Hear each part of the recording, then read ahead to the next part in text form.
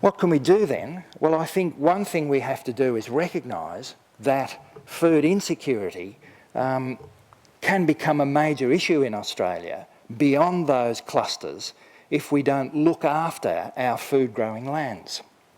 And I have to say that one aspect of this study that's become really important to us is just finding out how much food is actually grown in the Sydney metropolitan area at present. And in some leaf vegetables, in things like mushrooms, between 2/3 and 80% of Sydney's fresh food is already grown in the urban area.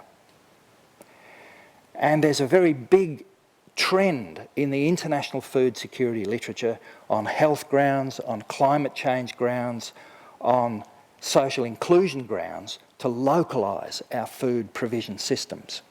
Now, if that's anything near right, we could be in a situation in 20 years' time when people turn around to us and say, why is there no food agriculture left in Sydney? We're supposed to be localising, but our food lands have been taken over by housing developments, and not just putting high density houses on it, but in particular this zoning called rural lifestyle.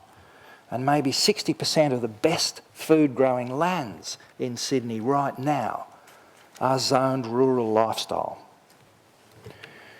And that means you can sit on a tractor, you can graze a couple of ponies, but you can't do anything that cackles or might require a truck to come in and move it away. It's a huge issue, but localising food is becoming associated with improving food security.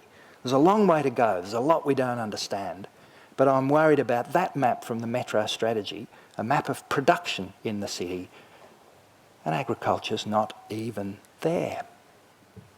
So what should we do?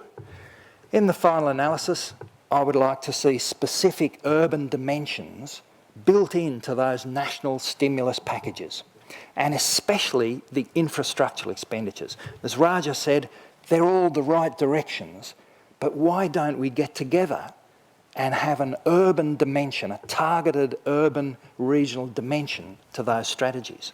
The only thing that I can remind myself about right now is that I do seem to have been saying that for the last 20 years. Lots can be done then. Employment access needs to be the focus.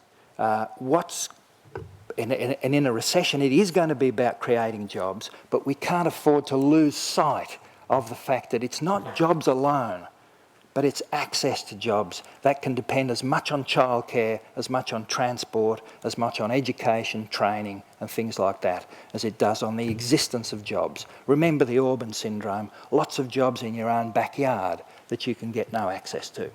And finally, on the food security issue, let's preserve, to the extent that we can, what we've got in Sydney, which is one of the best food growing basins in Australia. In 50 years' time, when the Murray-Darling Basin looks not so good, future generations are going to wonder why we covered that agricultural land with so much other land use. Thank you.